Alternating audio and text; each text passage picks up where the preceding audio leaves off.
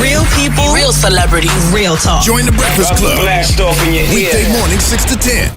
Morning, everybody. It's DJ MV Angela Yee, Charlamagne the God. We are the Breakfast Club. Special guest with us this morning, Mr. Kendrick Lamar. What's happening? What's up, sir? What's the deal? So you're doing interviews, you're doing SNL in a couple of weeks. That means you must have a release date for the album. I don't. Really? Uh-oh. See, Charlamagne? So what's the press for? Just because? Top Dog. Oh. Making him Top do Dog it. and still creating. Okay. But Kendrick has a lot going on because your single I is actually the official song for the NBA. Yeah. That's Congrats a huge on that. deal. That's big. Love, appreciate it. What's that check like? It helps. Okay. It helps a lot.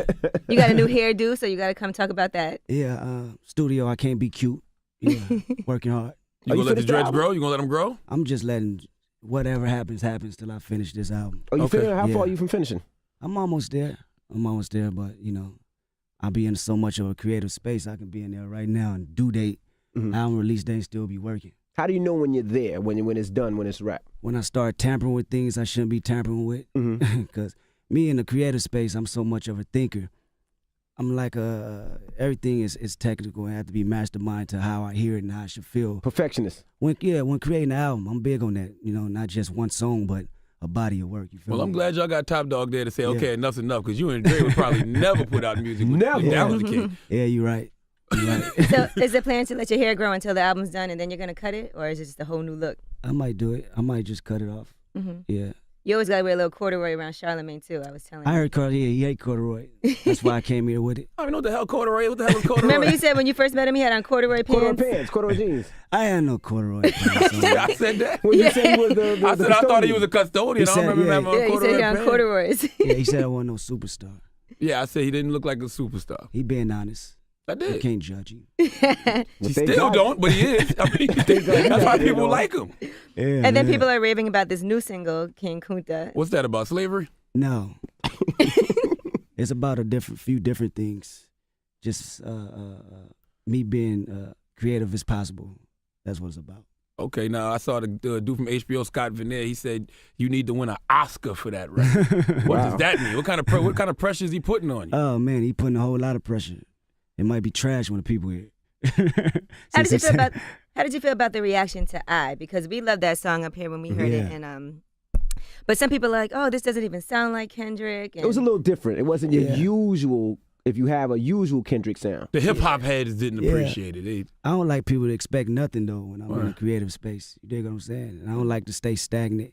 And truthfully, my whole MO from jump is to say something and not, utilize my platform in a negative way. When I first came up with the idea of making a song, it came from a place where I want to write about two people from two different worlds, from the penitentiary standpoint that feel like they don't got nothing to live for, and the people that be coming to my shows, you know what I'm saying they want to commit suicide as well.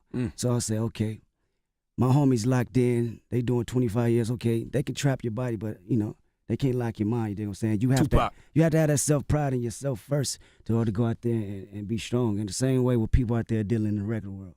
And that's how I look at it, and that's what the record comes about, and that's how I feel. So when you got the track for I, what was the mind like? Set us the whole situation up for I, because it was when I heard it first thing I said was, damn, this sounds outcastish, like free. Yeah, Dungeon Family vibe. To me. Absolutely. Mob. Yeah, that was me going back and tracing my steps with records that I love. Isley Brothers is one of my favorite groups.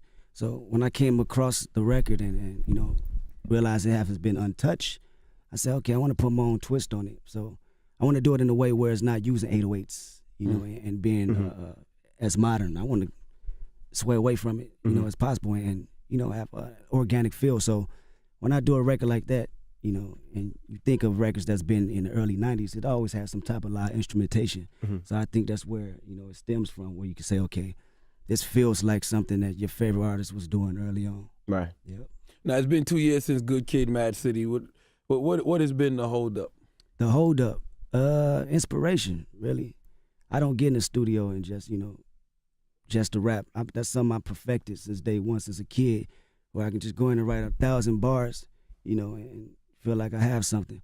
I'm in a space now where I gotta actually have an initial, something that moves me. You dig what I'm saying? And going around and experiencing different people and meeting different people and having my own issues in life in general, that inspired me to get back in that studio and do what I got to do and say something where the people can connect again, just how they did with Good Kid. Now, is it hard because Good Kid, Mad City was your 24, 25 years of life up to that point? Like now you done made it your rap star now. Yeah, It's not hard. It's not hard because when you look at the simple things in life that we don't realize how big of an issue they are, you know, that's a whole nother subject matter to talk about. It can be something as simple as respect or judging somebody when you never really met them, you know, or coming inside a new world of hip-hop and not know how to conduct yourself in a setting where it's different race. You know what I'm saying? It's not just black people, it's white people. You gotta know how to carry yourself and not knowing how to, you know, move in that, you know, circumstance. So that's a whole nother world, it's a whole nother ball game along with other things that's going on around you. So subject matter is never the case. Did that so King surprise you? Kunta is about knowing how to act around white people. Stupid. If not, they will freaking cut your foot off and teach you how to act. But did that surprise you? Because, you know, over the summer, we went to a lot of your shows. We were on a lot of shows with you. And there was so many different types of people in there. You know what I mean? There was white people, Asian people, and they knew the lyrics to your song. Did that ever surprise you? Like, damn, it's just not niggas following me. Yeah, definitely it surprised me. You know what I'm saying? When you come from any part of the ghetto, I've been to Compton my whole life. I just started traveling to be 100 with you. So it's nothing else outside of that. When I say we didn't have a Caucasian kid from elementary, middle school to high school, I never seen one. I'm serious. You know what I'm saying? So when I go outside of the city and go across the world and that same kid is singing my records, identifying with my lifestyle and my partner's lifestyle, that drive me for a whole loop. You know, it made me realize everything that I was taught was almost backwards. Right, meaning, like what? Backwards to the point where I didn't get the proper knowledge on my potential that I should have gotten. You know what I'm saying? From the people that I was raised around because they didn't get it. Right. You know, my uncles, my homeboys, my older siblings, they don't know about these people either. So what they put inside of me, they feel that, you know, it's right. From their own experiences. Yeah, they're going to teach me what they know. So now, that's why it's important for a lot of kids that don't get out to travel and do certain things and never leave their neighborhood. When they finally do, it's a whole new world. Exactly. So, you know, when I write a record like that's me giving back. That's not for radio. That's not for people with money. That's for people that don't have nothing to live for, feel like they don't have nothing to live for. You know what I'm saying? So it's really about me utilizing my platform and saying, okay, is you gonna take the easy way out or you gonna do what's your mission, what you supposed to do, you feel me? And I'm on a hunt right now and I got a plan and people will see it, you know, whether it's this album or this next album. But before I'm done with this, y'all gonna say, that boy, he did something else that we didn't think no man can do in music. Now, what is that plan? What are you trying to do? You trying to change the mindset of people? Because, you know, Tupac said once that he may not change the world, but he'll plant the seed that could spark that change. You sparked the idea. I think the misconception of everything is when people preach, they come from a standpoint to try to change the world.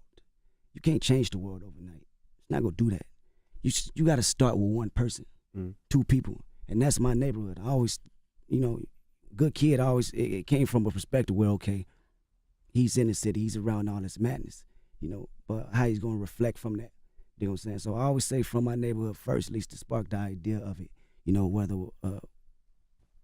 however you configure what change is, you know, change can be, okay, let's walk down the street, let's go down the block right here, and with these Crips right here, let's put the past to the end.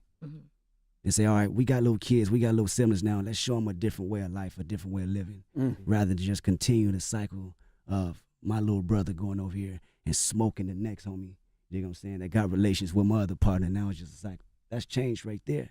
And that can be branched out into something so much more bigger. But it's all in the message, it's all in what we feed the people, you dig what I'm saying? I could talk slick all day, I can do that on record. I got the wittiest wordplay, you feel me? But at the end of the day, how much more can I do that? How long can I do that without saying, okay, I'm not even challenging myself no more? Now, with the success of the first album, Good Kid, Mad City, people didn't have those expectations. Nobody knew what to expect. Yeah. But now I keep hearing people say, well, he's got another album, the sophomore Jinx. What's going to happen? Can he live up to the hype of what he did before? Because now you have a lot of expectations on you. I don't want people to expect nothing. Mm-hmm. Don't expect nothing. You might throw the album out like Beyonce. No, I won't do that. I thought I was I having ain't gonna do that. that. I ain't gonna do that. I ain't Beyonce now. You know? I gotta be a realist at the same time. But I don't want you to expect nothing. You know. So when I do what I do, you don't think you're gonna get a swimming pools. You know what I'm saying? Right. Now, back to the record. Now, when you released the record, you talked about the hood and where you're from. How did the hood receive this record, and how did your crew receive the record? Because it's not typical Kendrick. You know what I mean? My crew. It started from my crew. Right. Man, this is the thing about music, man, and hip hop. The people that's talking all these guns and what they gonna do and what they gonna do, it's not reality for people that really do it. Mm-hmm. Word. You know, the people who told me to make this type of record, it's the OGs and that's in the penitentiary. Absolutely. Right. And I hit Top Dog when I made it. I said, okay, I got something that people that's locked down and, you know, inside the walls and outside there can relate to. Mm. You know what I'm saying? And that's what inspired me to make the record. I could sit up here and lie all day and say, okay, blah, blah, blah, told me to do this and, you know, write records like this or, you know, talk about how many burners I done poured out. But that's not life to somebody that really live it. Right. And, you know, the people that's feeding it to you, they need to be ashamed of themselves for not telling you the real like that.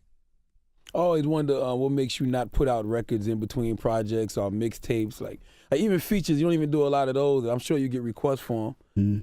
Like, but you see, like other artists, they'll Like in Jeezy's between, album. in between projects, they'll drop big records and singles. Like, why do you not choose to do that?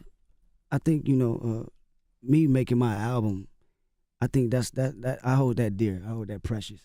You know, that's the only thing that I have in control. You dig what I'm saying? Because once it's out into the world, it's gone. It's not even mine now. Now it's a numbers game. Now it's politics, how many spins, how many records you gonna sell, you know, the trajectory and all that.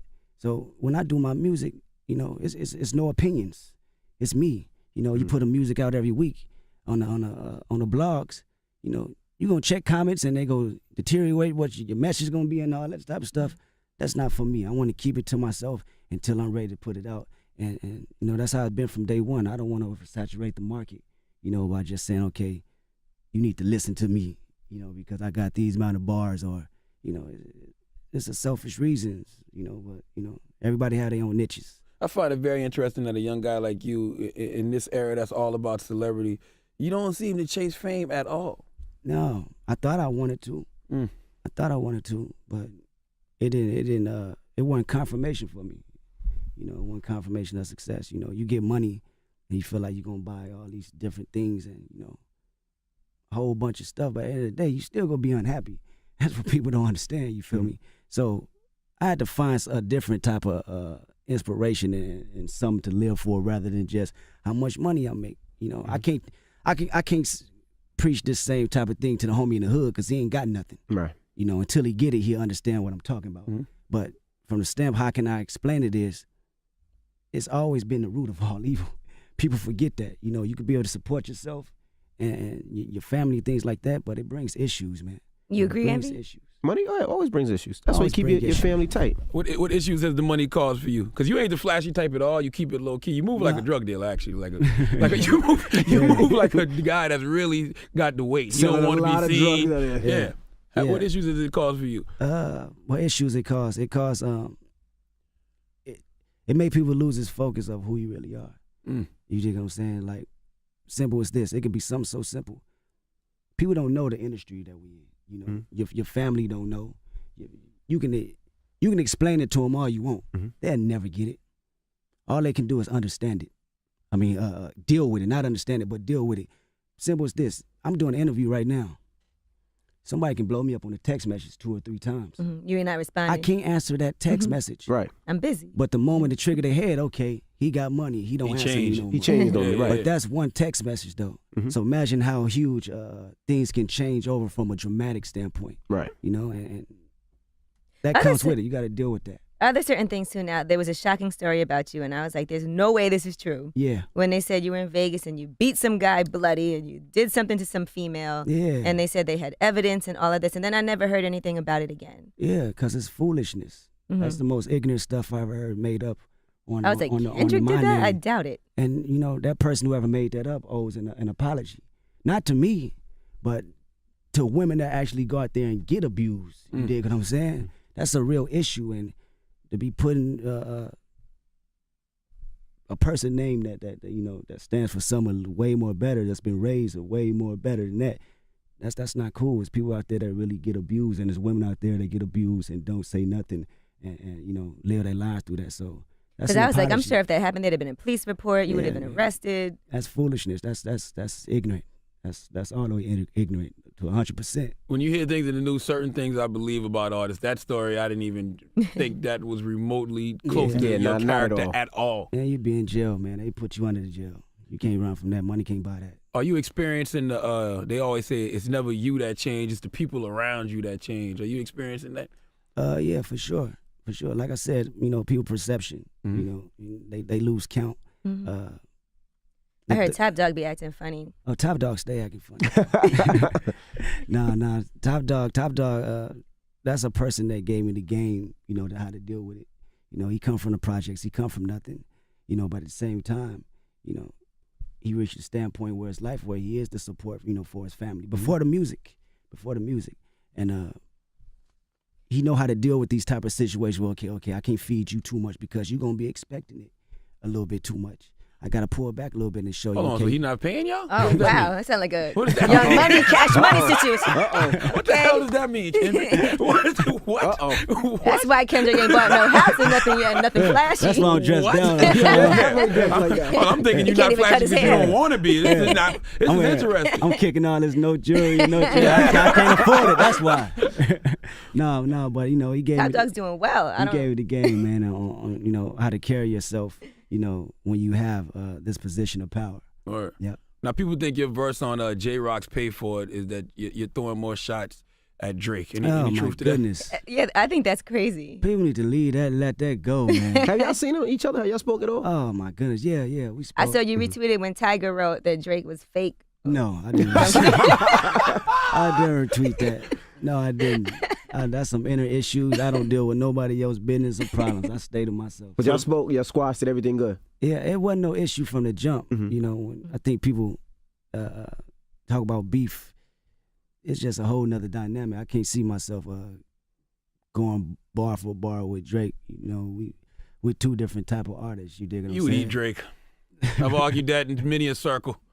Okay. So is he on this album? No, he's not on this. Do you feel like you hear sometimes the other artists that you thought you was cool with talking ish about you behind your back and it gets back to you? Does that ever happen? Oh yeah, people would say he say, she say all the time, all the time, and I know a number of artists that can speak on that.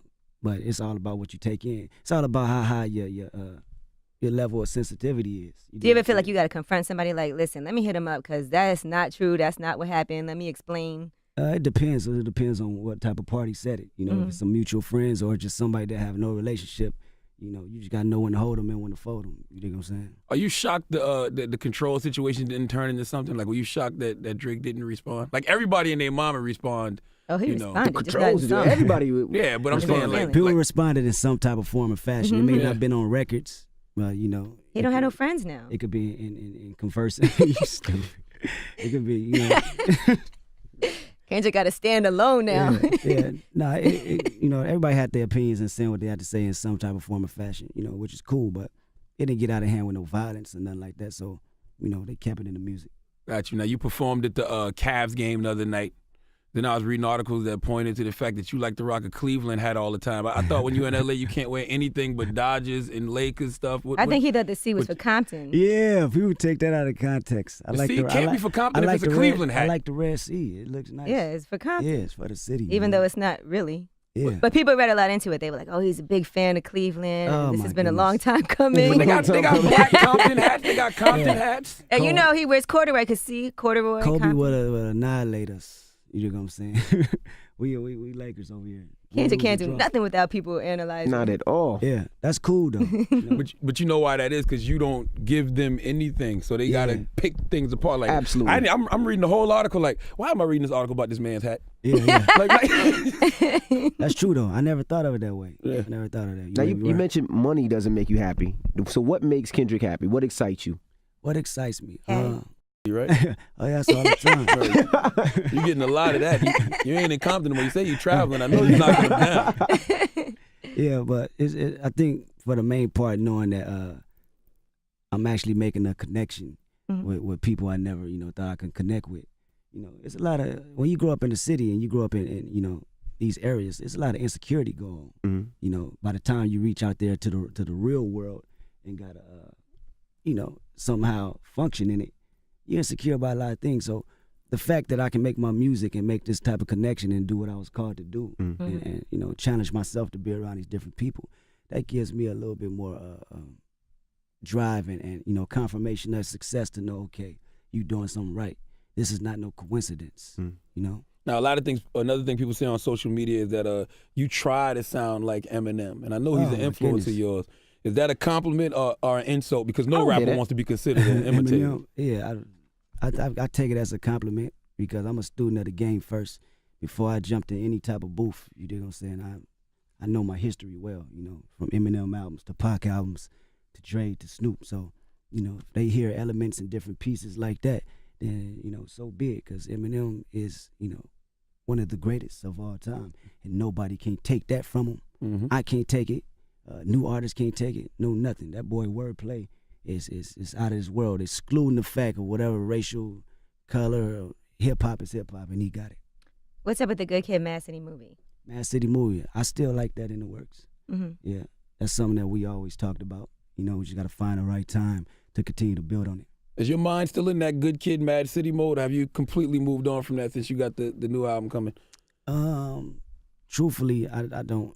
I'm gonna tell you like this. I don't even listen to my old records. It's even tough for me to perform them on stage because when you're in the creative mode, you want to be in a space where you're on to something new. You're on to something even more special, and you're bettering yourself. And that's how a lot of artists stay stagnant because they say you have a classic album, you want to just uphold and just do it all over again and make the same time. I'll never be able to make another Good Kid, Mad City. You know why? Because it was my first album. Right. And a lot of people don't.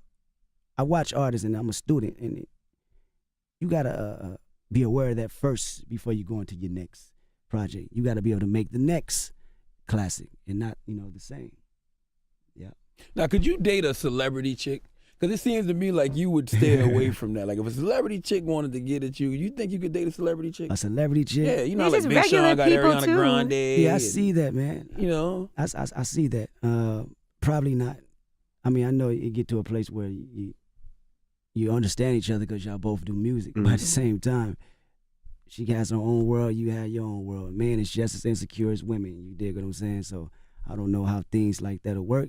Knowing she looking good and she's in the studio with this engineer and he's looking at her booty too, and once their relationship hit off, they're gonna be knocking each other down, and now you're an artist on the road, they gotta rap you really about thought about this. It's the Imagine truth. if Tiger was Black China was your baby mama right now. You put out the Control verse by Drake. Imagine how many pictures Drake would like. You see what I'm saying? I'm getting hot. We taking to the Control 14s coming. I'd have made 10 different controls out of that. Well, Kendrick has his longtime girlfriend that he's been with since the beginning, right, Kendrick? Yeah, man. Yeah. So he doesn't have to worry about that. Damn, you know all your business. Damn, he got it. That's the one you ride out with. And nobody can hit it. You know what I'm saying? Before everything. Drake trying to find her Twitter right now. Like all her pictures. Do you have any idea what the title's going to be of the new album? You kicking around some ideas? Or? Yeah, I have an idea. I go in, with an idea what I want to talk about first, and I build on that. Is it going to be a song, like a title track, or? I don't know. I'm not for sure, but, it's definitely something that's going to be cohesive with what's going on in the project. How involved is Dr. Dre in this album? Dr. Dre is involved all the time, because he's Dre and he has the ear. That's somebody, other than my people in my camp, only person I really get to play the music for, while I'm creating it.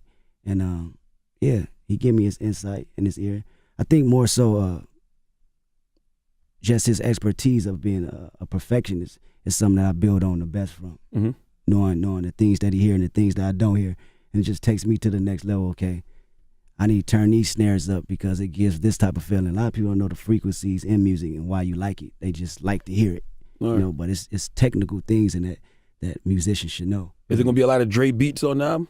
I'm not for sure. Not for sure until we narrow it down. Yep. You recorded a lot of them though. Yeah, I did a lot of joints. I always wanted to tour in the jungles of LA. I know Top Dog is heavy out there in them streets, but has anybody ever tried to lean on you for extortion purposes? Never. Hell no.